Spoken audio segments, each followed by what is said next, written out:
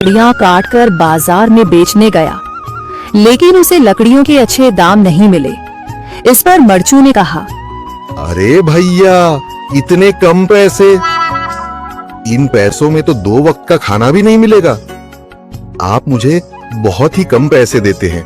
मैं इतनी मेहनत से लकड़ियां काट कर आता हूँ, लेकिन उनके पैसे मुझे बहुत कम मिलते हैं। भैया, तुम्हारी लकड़ियां होती ही इतनी कमजोर हैं कि मैं इससे ज्यादा पैसे नहीं दे सकता। तुम्हारी लकड़ियों के बस इतने ही पैसे बनते हैं। अरे भैया, कुछ ज्यादा कर दो ना। वो क्या है ना कि इन पैसों का तो कुछ भी नहीं आता। मैं अपनी जिंदगी कैसे गुजारूंगा। भैया, तुम जाकर अच्छी लकड़ियां लाओ, तभी इन लकड़ियों का अच्छा दाम मिल पाएगा, वरना इन लकड़ियों का तो यही दाम है।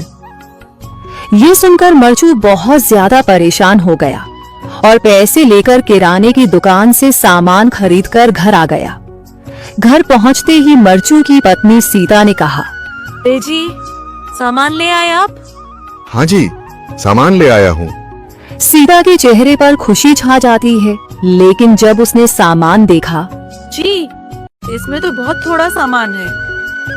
हाँ सीता, मुझे पता है कि यह सामान बहुत थोड़ा है, लेकिन मैं क्या करूं? मेरे पास जितने पैसे थे, मैं उतने का ही सामान लेकर आ गया हूँ।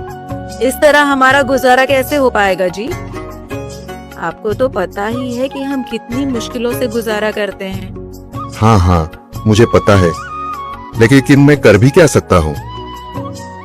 मेरे पास इतने पैसे ही नहीं कि हम एक अच्छी जिंदगी गुजार सकें। इतनी मेहनत कर रहा हूँ, लेकिन फिर भी मेहनत का फल नहीं मिल रहा। इतनी मेहनत से अच्छी लकड़ी काट कर आता हूँ, लेकिन मुनासिब दाम नहीं मिलता। मैं तो बहुत परेशान हूँ। क्या करूं? कहाँ जाऊं? अरे जी, आप परेशान न हो, आप कोई और काम देख लें।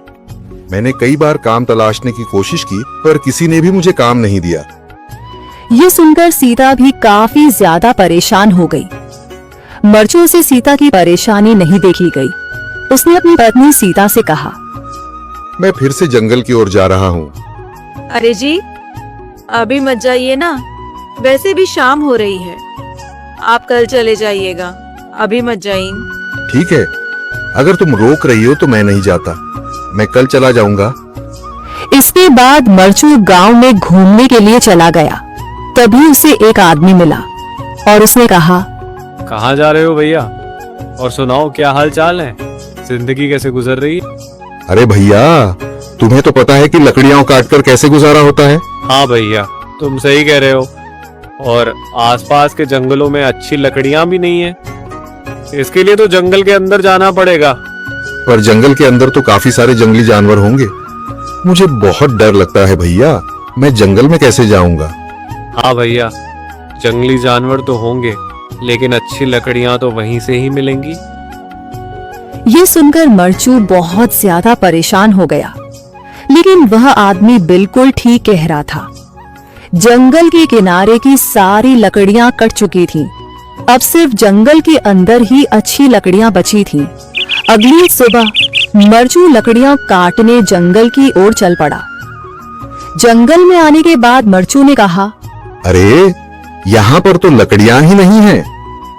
वो आदमी सही कह रहा था, लकड़ियों के लिए तो जंगल के अंदर ही जाना पड़ेगा। और जंगल के अंदर जाना क्या सही रहेगा? मुझे तो बहुत डर लग रहा है, क्योंकि वहां पर तो काफी सारे जंगली जानवर होंगे जो खतरनाक होंगे। अगर आज मैं जंगल के अंदर नहीं गया तो मैं आज घर पैसे लेकर नहीं जा सकूंगा, और फिर जब पैसे नहीं होंगे तो गुजारा कैसे होगा? मरचू जंगल के बाहर खड़ा सोचता ही रहा और फिर उसने सोचा, अरे, यहाँ पर भी कोई मजबूत पेड़ दिखाई नहीं दे रहा जिससे मैं लकड़ियां काटकर घर ले जा सकूं। लगता है और अंदर